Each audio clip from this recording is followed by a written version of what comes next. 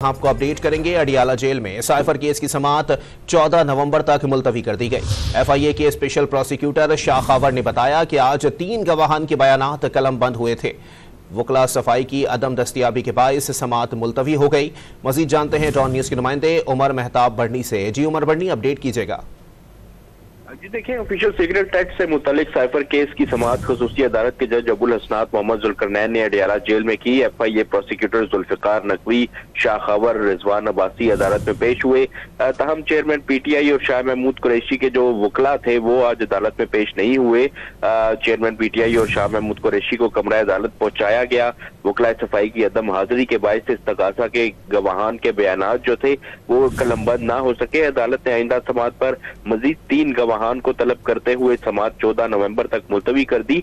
इसके अलावा आपको बताएं तो अदालत की जानिब से मुल्जिमान के 5 फैमिली मेंबरान को भी समाअत के दौरान कमरा अदालत में मौजूद रहने की इजाजत दी गई है। जी बहुत शुक्रिया उमर बढ़नी अपडेट करने के लिए।